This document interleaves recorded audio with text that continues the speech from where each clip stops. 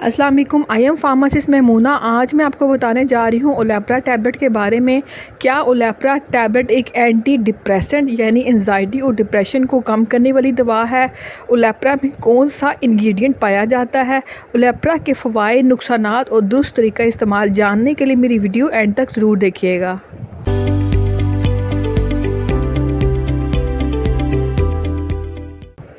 इस दवा का नाम है ओलेप्रा। इसका एक्टिव इंग्रेडिएंट है ओलेंजापीन।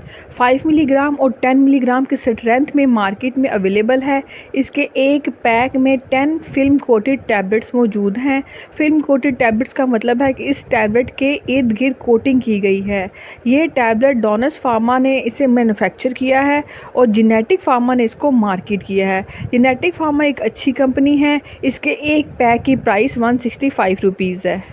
अब चलते हैं इसके एक्टिव इंग्रेडिएंट की तरफ। तो इसका एक्टिव इंग्रेडिएंट है ओलेंजापीन। ओलेंजापीन एक एंटी डिप्रेसेंट टैबलेट नहीं बल्कि एंटी साइकोटिक दवाओं के ग्रुप में शामिल की गई है। एंटी साइकोटिक ड्रग्स ऐसी अद्वियात होती हैं जो शिज़ोफ्रीनिया यानी पागलपन के इलाज के लिए यूज़ की जाती हैं। अब शिज़ोफ्रीनिया क्या बीमारी है, इसकी क्या वजूहात और अलामात है? शिज़ोफ्रीनिया की बीमारी में मरीज़ में बहुत सी अलामात ज़ाहिर होती हैं, जैसा कि डिल्यूजन्स का मतलब है वहम करना, छोटी छोटी बातों पर वहम करना, गलत किस्म के बिलीफ यानी कि अकीदे कायम करना। ऐसे पेशेंट्स को हेलुसिनेशंस होती हैं। हेलुसिनेशंस का मतलब है कि ऐसे लोगों को ऐसी चीज़ें नज़र आती हैं जिसका हकीकत में कोई वजूद नहीं होता। आवाज़ें सुनाई देती हैं जो कि रियलिटी में नहीं होती।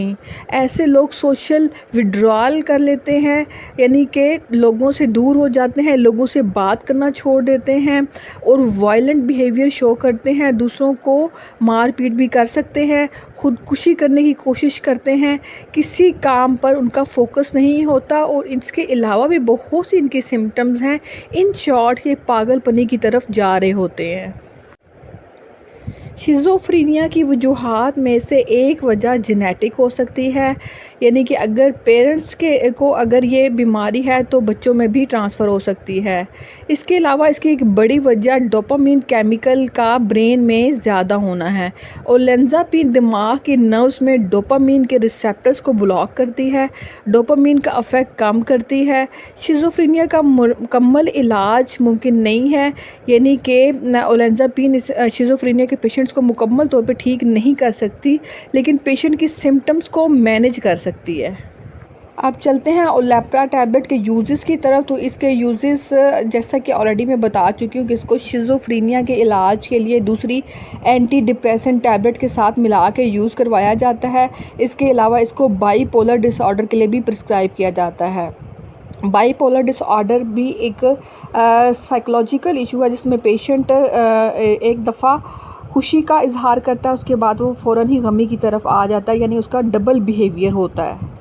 अब चलते हैं इसकी डोजेज की तरफ। तो doctor mostly starting dose 5 milligram once daily देते हैं और उसके बाद आहिस्ता आहिस्ता या वीकली बेसिस पे इसको इंक्रीज़ करके 10 मिलीग्राम पर डे से 20 मिलीग्राम पर डे तक लेके जाते हैं। ये प्रिस्क्रिप्शन ओनली मेडिसिन है और strictly prescribe by the doctors. ये दवा आपने ख़ुद से यूज़ नहीं करनी है, आप इसको खुद से यूज़ नहीं कर सकते। सिर्फ डॉक्टर ही आपको प्रॉपर डायग्नोसिस के बाद आपको प्रिस्क्राइब कर सकते हैं, यानी अगर आपको शिज़ोफ्रीनिया डायग्नोज हो गया है तो तब ही आप ये मेडिसिन यूज़ कर सकते हैं। अब चलते हैं इसके साइड इफ़ेक्ट्स की तरफ। तो ओलेप्रा के लॉन्ग टर्म यूज़ की वजह से एक्स्ट्रा पैरामाइडल सिम्टम्स होती है, यानी कि साइड इफ़ेक्ट्स होते हैं। ये ब्रेन के दूसरे एरियाज़ को भी अफेक्ट करती है, जिसकी वजह से बहुत से साइड इफ़ेक्ट्स आते हैं, जिसमें मेजर साइड इफ़ेक्ट्स हैं डायबिटीज़, यानी कि इसके लॉन्ग टर्म यूज़ की वजह से शुगर की बीमारी हो सकती है और कोलेस्ट्रॉल का लेवल ज़्यादा हो सकता है, जिसको हम हाइपर कोलेस्ट्रोलीमिया कहते हैं।